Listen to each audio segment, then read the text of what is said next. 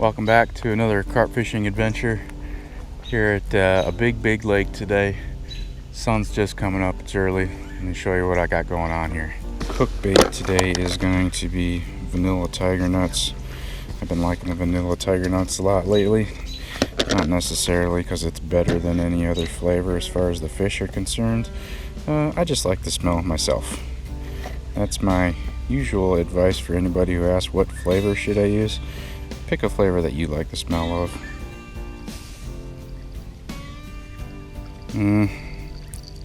That hook is dulled, not sharp as it should be. I always check them before I put bait on.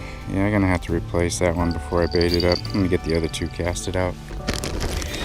Pack bait is left over from yesterday. It's kind of dry, crumbly. Doesn't want to stick together very much. Needs a little bit of water. Yeah, the pack bait's left over from yesterday morning because I tried to go fishing yesterday morning, but yeah, it didn't work out. Well, I might get chased away by this big mean looking thing over that way. Big blotch of red on the radar. I'm just gonna see if I can skim across the edge of it. It kind of looks like it might be heading over the path where I want to fish, but I'm gonna drive there and check it out, I guess. It's like sunrise early. What else am I gonna do? Go back home, watch YouTube?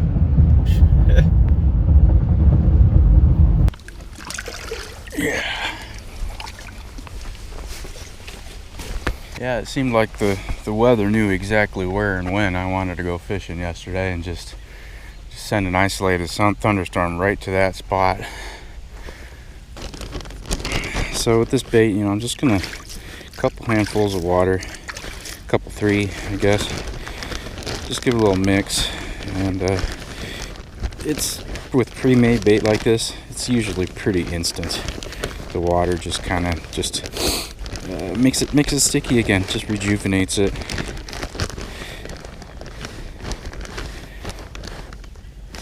There we go. If my memory serves correctly, this is a mix of old-fashioned oats, sweet feed, a can of corn, and some apple juice and some vanilla for flavor. And I'm going to be casting pretty far as my fishing goes. Probably, I'm going to try to get out about 50 yards here. Usually there's a weed ring here, and I want to get out beyond it. That's the nice thing about having the sweet feed in these in the pack bait is I can pack it on real tight like this, so then I can do long casts and not worry about the bait flinging off when I cast. But then when it hits the bottom and sits there, that sweet feed is going to expand, and this will go from a tight ball into a loose pile of food.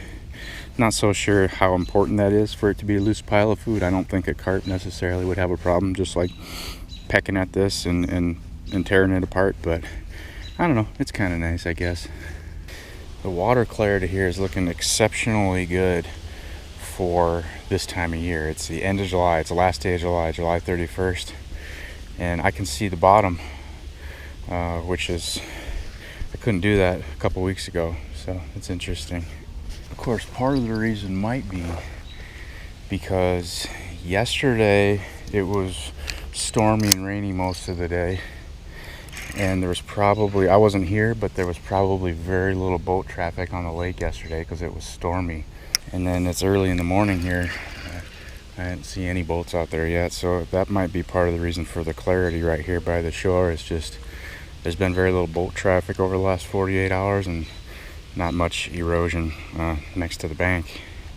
The first cast of the day is always a little nerve-wracking.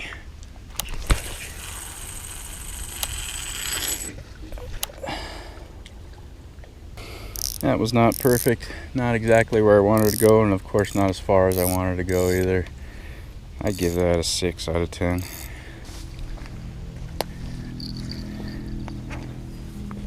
Yeah, here comes the first boat zoomer of the day. Looks like he's coming right at me. Oh, what's he doing? He's just coming over here to do some cookies in front of me, maybe. Oh, maybe he's gonna dock right there. Okay. Just went for his morning zoom.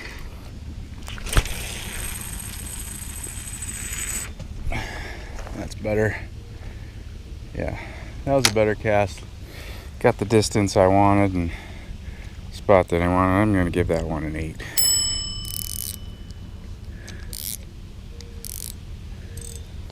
So to retie or to put on a new hook, here's what I do. I don't sharpen hooks.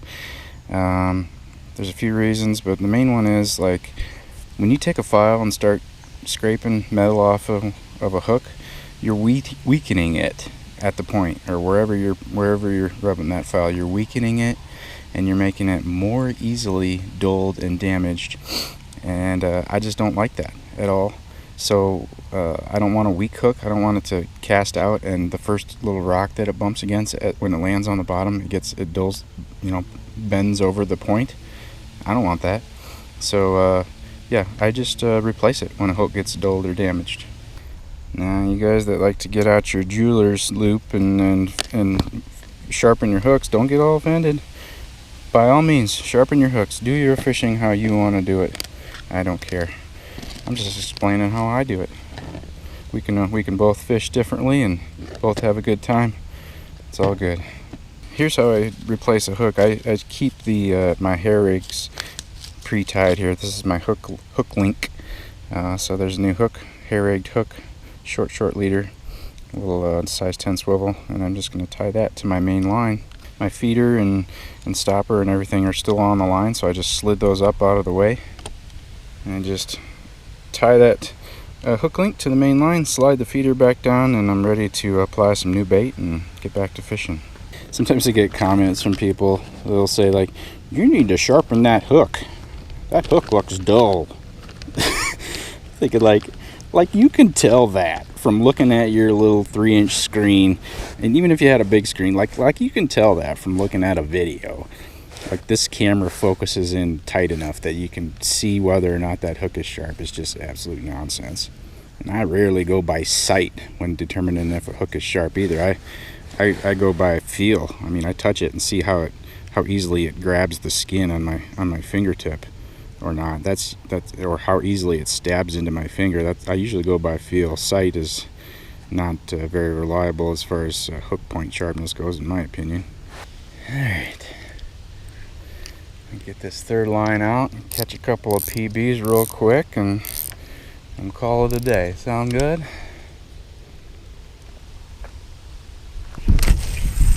Oh, right into the sun.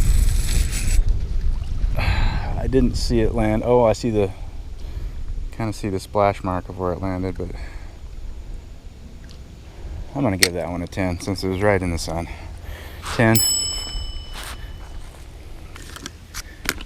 I've seen probably half a dozen people in the comments citing various things about how this year's kind of a weird year for carp fishing for them, and I'm kind of in that boat. It's been a weird year for me too. Just weird weather and weird. I don't know. We've had lots of absurd amounts of rain and heavy flooding around here that has had a real severe impact on my fishing.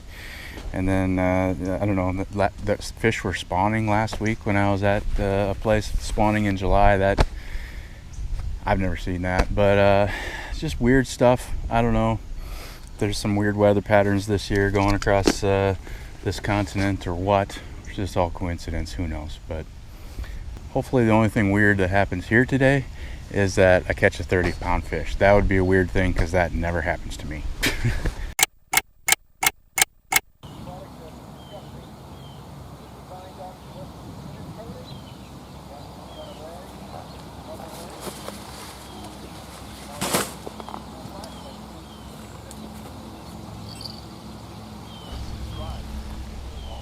I got a fish on here. Fish on.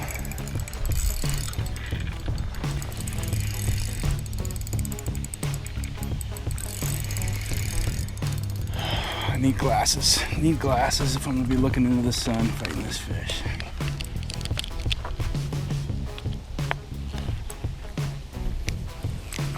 So whatever it is, it didn't go on like a long run, much of a run at all. Tighten that drag up a little bit. Kind of seemed like a catfish bite, just the way it bit, but it's hard to tell. Sometimes those carp will get that hook in their mouth and they'll sit there and shake their head, try to get rid of it, just like a catfish. Well, it's quite a ways out there yet. I'm going to take my time. This spot here takes patience to fish because of those weeds that I mentioned earlier.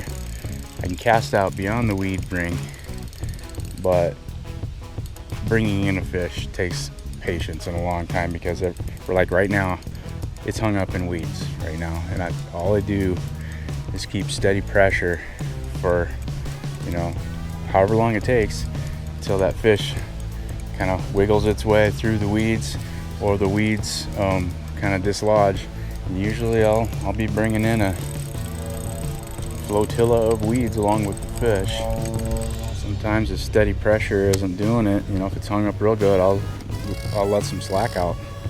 Let some slack, just sit here for a minute or so until I feel that fish, you know, pulling back a little bit. Maybe wiggle itself or wiggle the weeds free of the line a little bit, and letting the fish do the work here. And yeah, it just takes a while bringing fish in here. It's just part of it.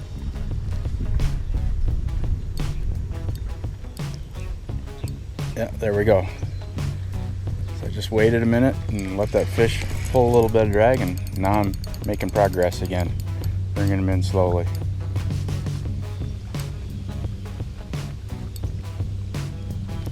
All right, I think we're getting close. I gotta get down here.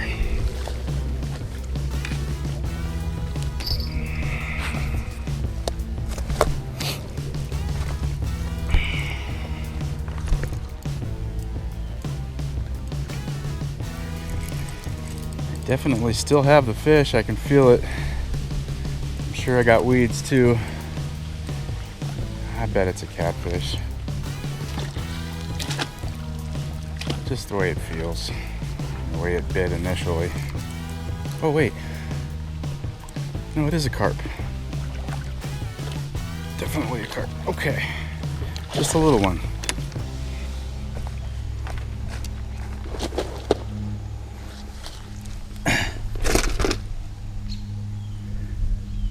Oh my goodness, I've never seen this before. No wonder it was fighting weird.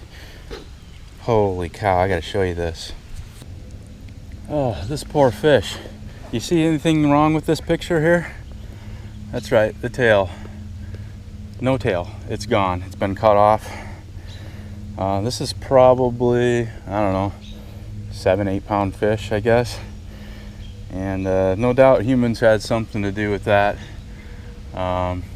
It's still healing. It's kind of red and stuff. It's not super fresh. I mean, it's starting to heal. It's definitely been a while, but yeah, I don't know if that could possibly have been done by a bolt prop, or somebody caught it and just did that just to be mean, or maybe they accidentally hooked it in the tail, and that's the way that their brain decided to solve the situation, was to cut the tail off the fish. However this happened, it wasn't good. Wasn't good. Well, apparently this fish is these fish are so tough. they can I've seen all sorts of mangled fish, but completely missing tail is a new one. I'm kind of interested to see how this fish swims away. Obviously it can swim some. It was fighting. I thought it was a catfish. Yeah, I don't see any marks on the fish like it's been caught. You know, it's not missing any scales on the body, or the mouth isn't mangled up or anything. I don't know what happened to this fish. It's very interesting though. I don't think there are any predators. There's definitely no alligators or any kind of animal that would have done that to this fish. Interesting. I'm just gonna step in the water and, oh, that feels real good. I want to see how this fish swims away here.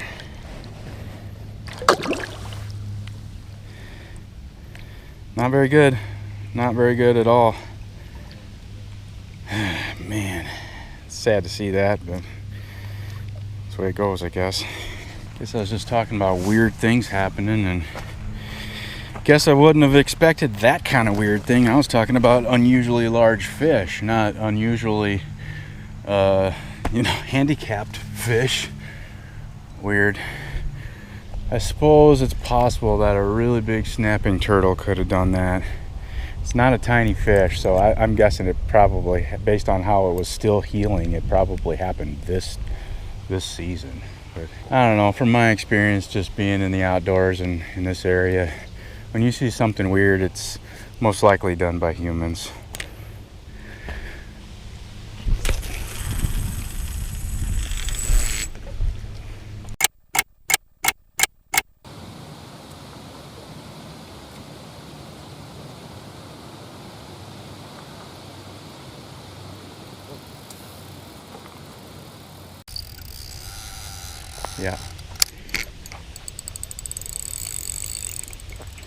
Yeah. Line rubbing on something. Just casted this out not very long ago. Like a couple minutes. I was just rebaiting. Oh, line rubbing on something. So I'm just going to take my time again, bringing this fish nice and slowly, not apply too much force. When I feel the fish pulling back, I will let it take some line. Seems like I'm pulling in some weeds. Either that or just a fish. I can't tell for sure. Oh, it's just weeds. The fish got away. Okay. Sometimes it's hard to tell. That's just part of the deal fishing this spot. This is where the fish are. Got to deal with the weeds. And I definitely felt the line rubbing on stuff, so I'm going to check it. No obvious damage or nicks in the line on the first 6 feet of the line. I don't think I'm gonna. I mean, if there's a nick, it could be anywhere. I'm not seeing any in the first 10 feet of the line down to the bait, so I think I'm gonna call it okay. Maybe for my next weird fish, I could catch a headless fish. Wouldn't that be weird, huh? Fish with no head.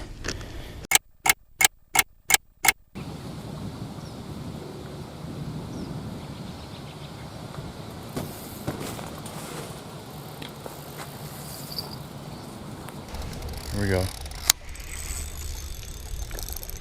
Yeah, I've been waiting for this one. Yeah, this feels good. This feels real good. Okay, well, this fish is firmly seated in the weeds.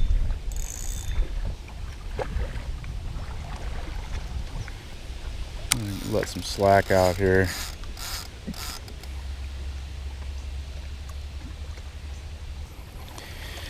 Well, I've been standing here for, I don't know, a couple minutes.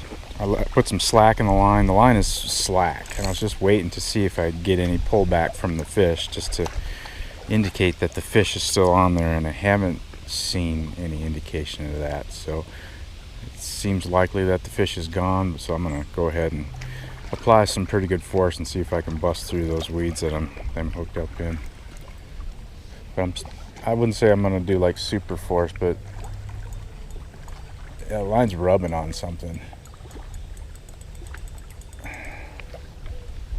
Yeah, I think it's more than just weeds. I think I'm snagged. I think just that little bit of running that this fish did probably got me wrapped around a rock or a log or something out there. I mean, I'm pretty far out.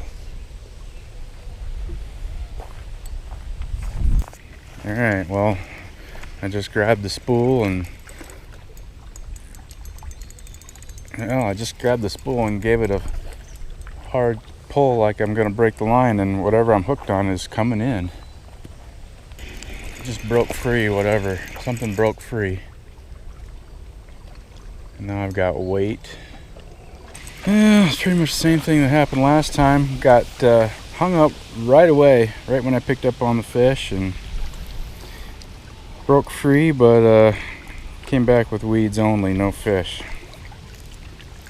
These are zebra mussels right here growing on these weeds. Carp eat these. And they will scratch up your line.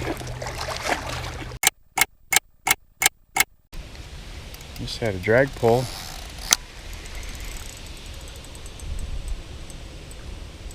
Okay, we got a fish on again.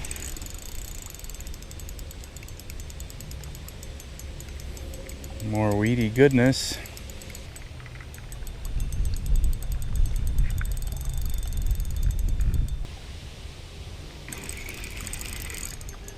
Alright, well, I've been at this for a while.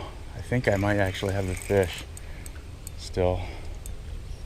I'm going down.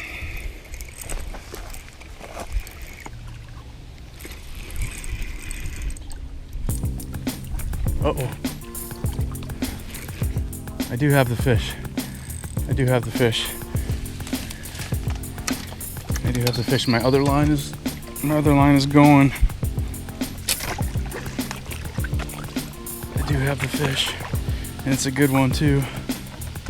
Get in here. My other line up there is screaming.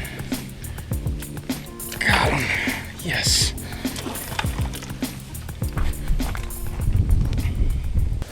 Well, my other line just started screaming away just a minute ago.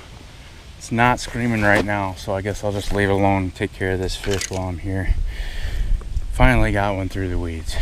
Yeah, he's hooked real good right in the bottom tough part of the lip there. It had to be to be able to make it through all that. Yeah, finally got a fish landed. This is a nice fish, stocky, thick fish. I give it, I don't know, 12 pounds, 12, something like that. I'm not gonna weigh this fish. Got something going on the other line here. This fish has both a head and a tail, so that's fantastic. A complete whole fish. Neato.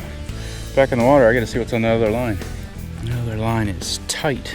It's just sitting there tight. All right, there you go. Whoa. Got it figured out? Okay. See ya. Well, that other one ran for quite a long time. It's been a good 5 minutes or so since the run happened here. Let's see, I guess. No doubt gonna be some weeds. Just gonna do the same thing I've been doing. The only thing you can do really is just slow, steady pressure. Oh, I feel them. Fish is still on there. Slow, steady pressure and time and patience. Doesn't always work, but sometimes it does.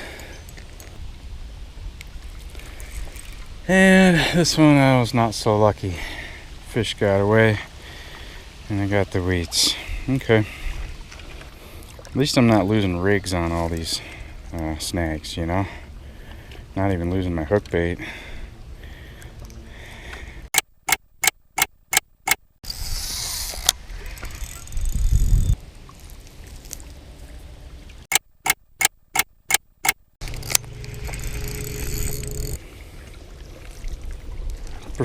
Landing percentage is not very good today, but considering the difficulty level, I guess I'm not going to cry about it.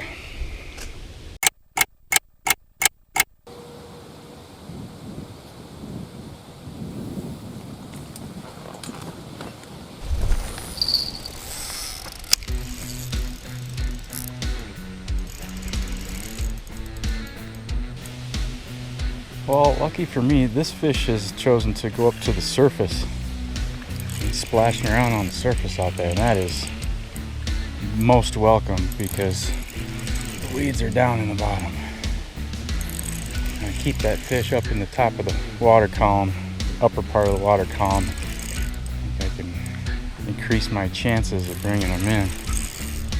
Thankfully, yeah, this fish, when I put pressure on it, it swam up to the surface, started splashing around on the surface, and I think that that helped a lot.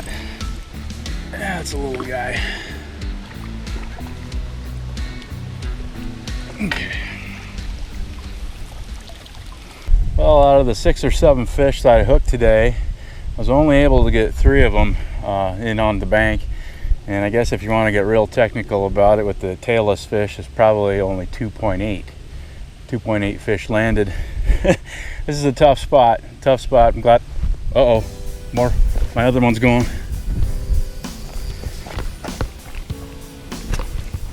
All right, so long, sucker. See ya. I was just doing my closing remarks there, but I'll catch another fish.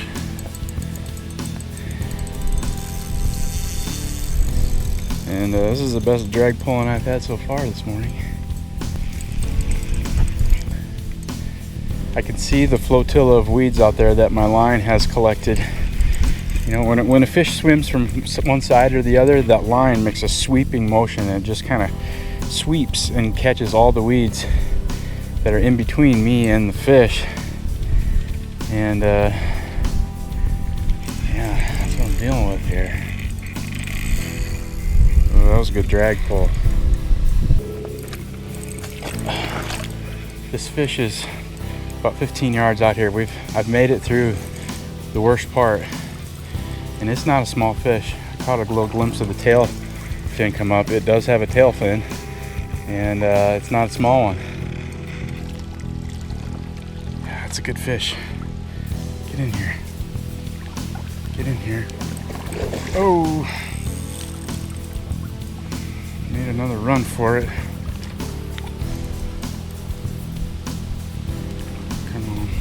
Come on in. Oh, he jumped out. I thought I had him, but they jump out. Don't get hasty now. Okay, fish in the net.